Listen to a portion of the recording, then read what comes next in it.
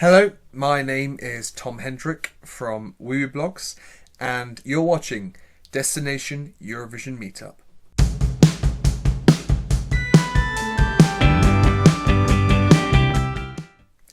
I'll introduce myself by saying hello, my name is Tom Hendryk, and I am an actor, originally from Leicester, but I currently reside in London. I write for Wiwibloggs. I'm a Polish folk dance instructor and choreographer, and I love Leicester City Football Club. I think that's me in a nutshell. I was born in Leicester and I now live in London. My job is that I'm an actor. I graduated drama school about 7 years ago now, and I work in theatre productions as well as on screen as well. An amazing fact that people don't know about me. I used to play rugby. I used to play rugby to quite a good level. There's a club called Leicester Tigers. They have won the most rugby championships in England, and I was training with their academy, so with their younger team, when I was a teenager. So I could have been a rugby player. So yeah, I'll be a bit bigger than I am, but oh well, such is life. The most positive trait I'd say about my character is I'm quite passionate. I'm quite passionate in what I do. I love doing what I do, whether that be acting or Leicester, Wiwibloggs, sports, whatever it is. I'm very passionate, and I love what I do. A negative trait: I'm very competitive. And that's also a positive trait in some ways, but I'm sometimes a bit overly competitive, and sometimes you might see a nasty side from me if you're ever playing tennis or badminton or football against me. You might see a different Tom. Meals. Okay, I'm sorry to all my vegan and vegetarian friends out there, but I love steak. A big fillet steak with some chips, French fries, and yeah, that's my favorite meal. It's so good. Medium rare, if you're asking. What kind of well, apart from Eurovision, obviously, but I'm one of those annoying people that likes everything. As long as you don't scream at me. I mean, AWS Visagnar, that was as much that I like that. I enjoy that, but any more than that, I don't think I'd like it very much. Yeah, so really hardcore stuff. Hardcore metal, people screaming at me, not my bag. But anything else I love. I love rock, I love R&B, I love hip hop, I've been to Glastonbury Music Festival a few times because I just love the whole vibe and different kinds of music, obviously, as well as Eurovision. But the great thing about Eurovision, obviously, it just incorporates all of that and everything that's good, that's great about European music and how eclectic it is. My favourite thing to do with friends, I'd say, is honestly just to hang out with them. It sounds ridiculous, but because what I used to do with some friends, not so much anymore, especially not in lockdown, but we used to have a bottle, like a flaszka, like a bottle of vodka or something. Usually clear, sometimes flavoured, and we just have that, drink shots, chat, maybe play some games, some card games, or just enjoy each other's company. I love that, and I really miss that, and especially lockdown. And yeah, I think that's what I really love doing is just being present and with friends and just enjoying their company and laughing together. What I enjoy by myself, I love cooking. I cook everything from fish to meat, vegetarian, even vegan dishes. I mean, I can't list off all the dishes. I love cooking them all. I think that's what I enjoy doing by myself, whilst obviously listening to Eurovision music in the background. You know what? My motto is love what you do. That's it. Love what you do. I mean, life is too short to get up and do stuff or jobs that you hate. Whatever it is that you do in your life, enjoy it. Why settle for less? We've all got to pay bills. We've all got to pay bills, but find a way to enjoy earning money, whatever that is. I know some people find that easier than others. Some people can't, and that's fair enough. But what I say is love what you do, whether that's work or play. Life's too short. That's another one. How did I become a Eurovision fan? Well, my first of all, my family watch Eurovision every year, semi-religiously, but not. But I've surpassed them. I've taken their watching Eurovision and then I've amped it up by 1,000,000. So that's where I used to watch it with my family when I was younger. But then when Katrina and the Waves won, when I was very young, that's when my love just absolutely just went pretty big. But then I'd say actually that started it because UK won and I like winning. Little did I know now. I think 2002 was also a very important year because of Runaway, Estonia's song, and Seventh Wonder, E3S1. I fell in love with those two women. I fell in love, head over heels for those two women, and I was very disappointed that neither song won. I think I wanted E3S1 to take the win. It came second. And obviously I think Celine came third, but that year was a really, really, really special year because I think I got it. I think that's when I really understood, even when I was 11, back in 2002. Yeah, something clicked, and I was like, I love this. Whatever this is, the music, the flags. I love flags. Oh, that's another thing about me people don't like. I love flags. And I love when people said their country in French. I just loved it, everything about it, and I loved the whole party atmosphere. So it just grew and grew from there.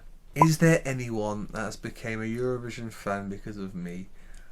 I want to say my other half. She didn't like Eurovision at all at first. I've shown her the light. I think since I've actually joined Wiwibloggs, I think she may have disliked it a bit more, not because of anything Wiwibloggs have done, but because I speak about Eurovision even more so than I was before, because I do a lot of writing, and now, probably her, yeah. Moment of doubt. Yes, I have. I won't name any countries, because I don't want to get into political problems. I don't want anyone being upset with me. But there was one year that I won't say which year. You might know. There's one year where I didn't think a song should have been in the contest at all, and it won. I don't believe political songs should be in Eurovision. And I understand a lot of countries have incredibly tough histories, and they still do. A lot of them are still going through it. I understand that. I appreciate it, and I respect it first and foremost. However, I don't think a country should use Eurovision as a platform for that. It should be a celebration of music. It should be a celebration of Europe. I'm not saying all the songs should be happy and clappy and about peace, peace, love, love, but I don't think it should be about politics. And I'm sorry if I've upset anyone for that. I don't mean to be horrible, but yeah, there was one moment. And it was the only time I didn't pick the winner as well, which obviously didn't help. Every year, I pick the winner. I don't always love the song that wins, but I have a feeling, yeah, I probably will win. I'm rambling now, so I'll just move on to the next question. The biggest pro of Eurovision is that there's nothing like it. There is nothing like it. I mean, when I went to my first Eurovision, when I was actually in the arena back in 2011 in Düsseldorf, it was literally one of the happiest times ever, because it was literally that. Everyone was so happy. Everyone was so joyous. I've been to World Cups, football World Cups, rugby World Cups, concerts, music festivals. I've been to them all. I've done a lot. I'm fortunate in that way, because I love, well, first of all, I love music, but nothing was like Eurovision. The happiness from people from lots of different parts of the world, Europe, come together for this celebration of joy and music. There's nothing like it, and I wish for people who are Eurovision skeptics to just go. Maybe not even. Don't even buy a ticket.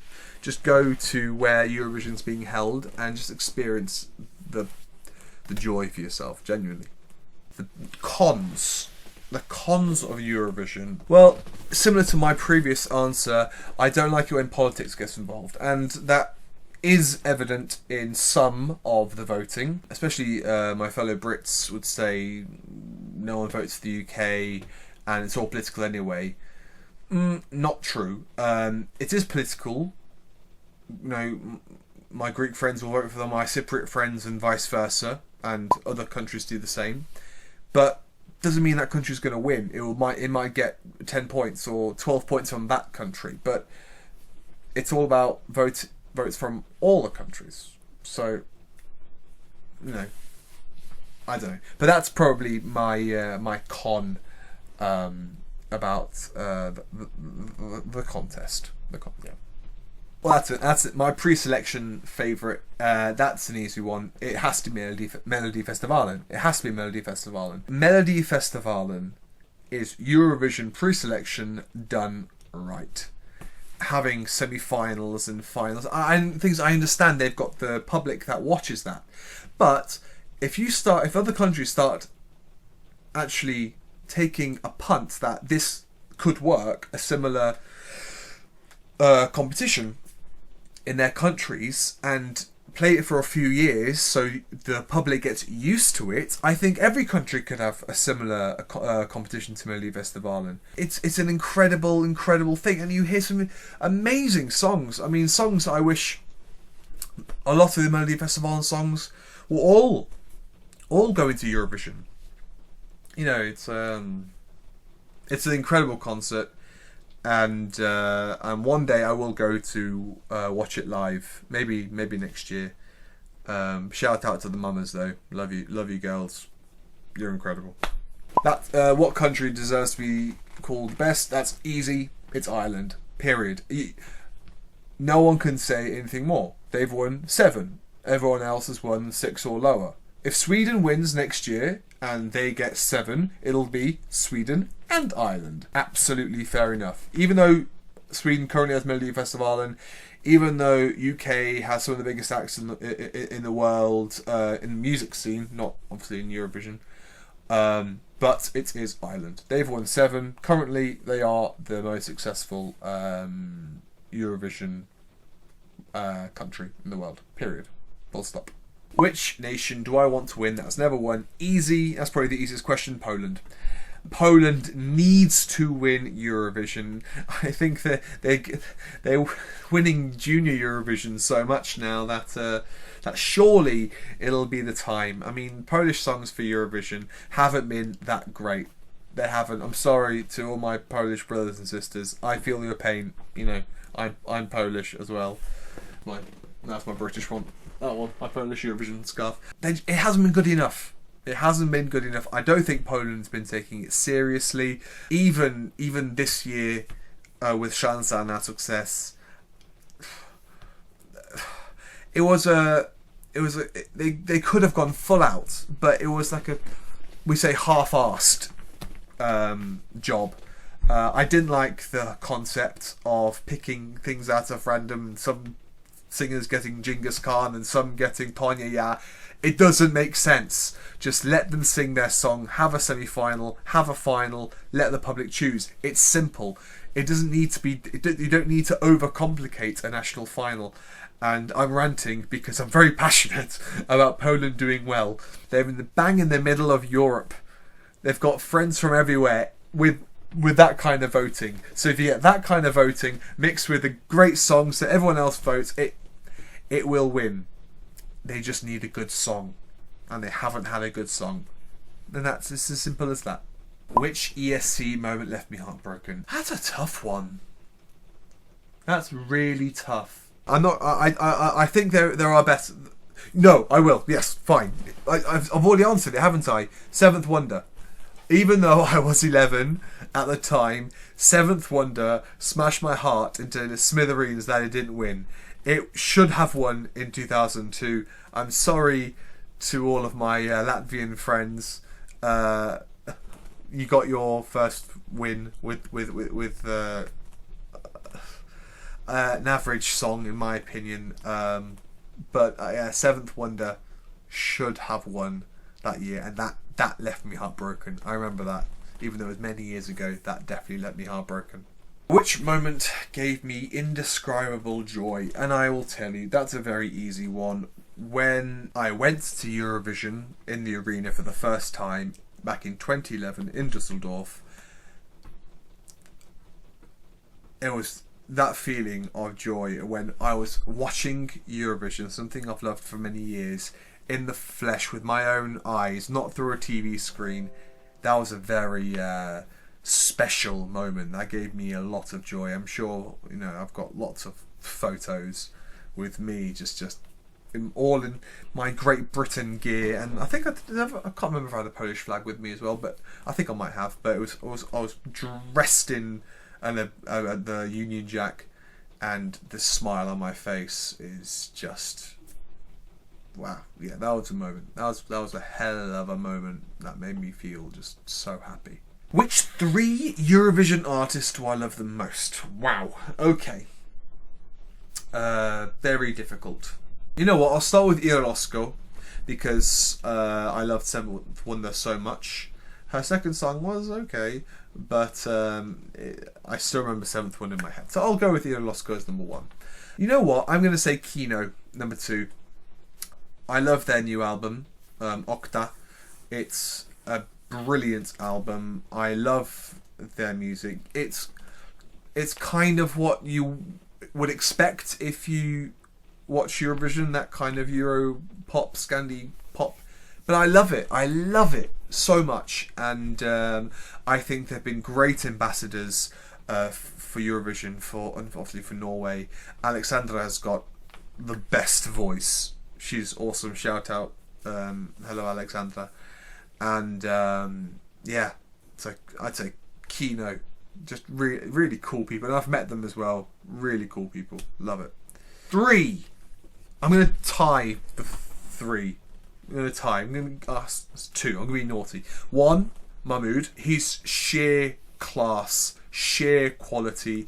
When I showed Soldi to all of my non-Eurovision loving friends, they loved Soldi. Loved it. And it's obvious why. It's quality, really, really quality music. I saw him live in his gig when he came to London. He was just brilliant. He was brilliant. And tied with him, I'd say, is Eleni Foureira. Oh my god, that woman has talent. She can sing, she can dance, she has hair that does other things that whilst her body's doing incredible things, and she sings. Oh my word. And I when that was not that song, Fuego, wasn't one of the bookies' favourites until the dress rehearsal, and I put a lot of money on that finishing in the top 3 when it was something like 50-1. I couldn't believe it. It was those odds were that high. Anyway, I'm rambling again. Point is, I won a lot of money. Thank you, Eleni. She's beautiful, hot, sings like a goddess, looks like a goddess. Eleni Fernanda. Which 3 entries have a special place in my heart? Okay, I'm going to keep repeating myself. Seventh Wonder is one of them. Even though Katrina and the Waves kind of got me started in Eurovision. No, you know what? No, I'm going to say Katrina and the Waves. Katrina and the Waves, UK, when UK won, it was a special moment. When I watched that performance back, it makes me quite emotional. So yeah, I'm going to say Katrina and the Waves. E3S1, Seventh Wonder, number 2, and the third one is very difficult. It's very hard to narrow songs down. I'm going to have to split again. I'm sorry. This is against the rules. Solely, Rasmussen Higher Ground. Loved it. Fuego. Spirit of the Sky. Oh God, I'm splitting them all over the place. I'll stop there. Many songs. If someone were to ask me which was the best and worst year, my favourite Eurovision year was 2015. It was the best year. Even though I wasn't completely satisfied with the win. I was happy with Mons winning, but it was just so strong that year that I don't think I could make my mind up. It was obviously it was Loic with Rhythm Inside, Guy Sebastian, Australia's first entrant. That was an amazing song. Million Voices, Grande Amore, that was an incredible song. Moreland, did I say Moreland?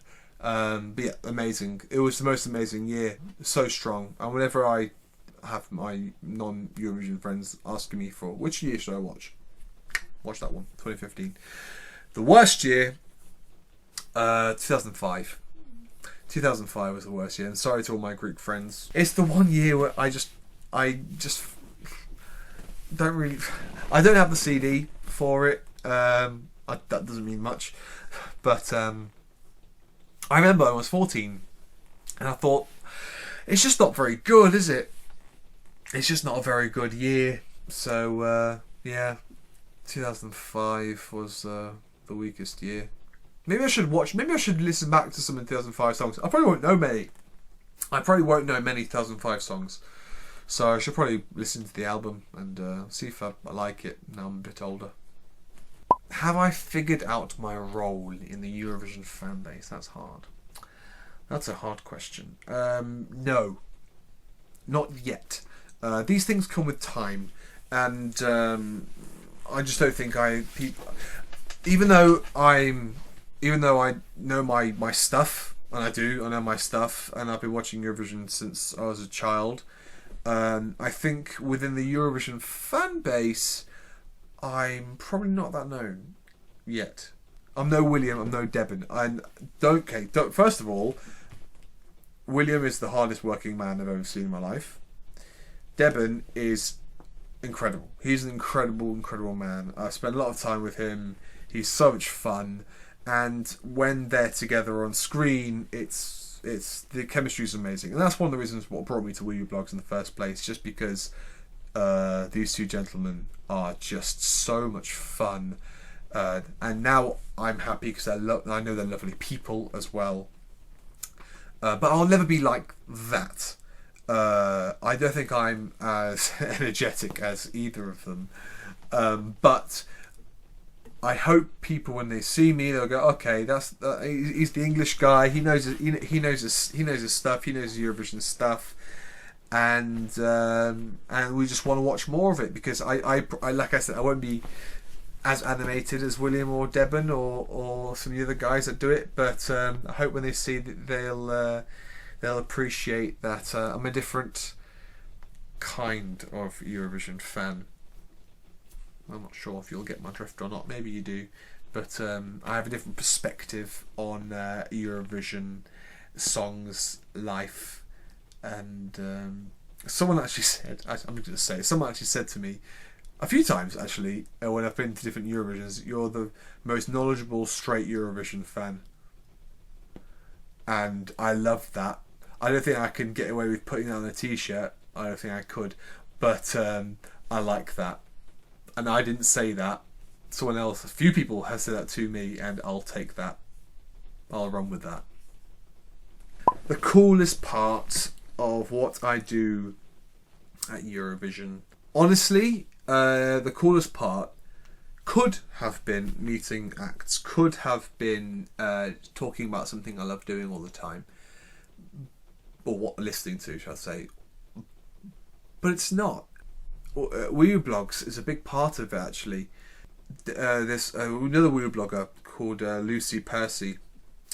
She's quite well known in the Eurovision community, and she's now one of my best friends. Period. I mean, because of Wiwibloggs and because of Eurovision, she's from the same city as me. We didn't even know and each other until Wiwibloggs came about, and I think that's her, and meeting people like Deben and William and Angus and many of the others who I've yet to meet. It's an incredible community, and that's my favourite thing.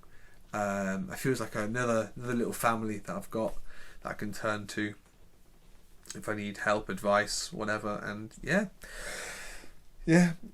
it's a lovely thing to be part of, and I think that's the coolest thing for me, music aside. My Eurovision bucket list. You know what? I haven't actually been to the press room yet, and I know, right? It's tough to believe, but I would like to be there. I'd like to experience. I've been to Eurovision many times. I've seen it since I was a little thing, but I want to be there in the press room, writing articles, interviewing the acts for Wiwibloggs. Yeah, to be in the press room would be very special, I think. So that's a bucket list thing that I need ticking off next year, William.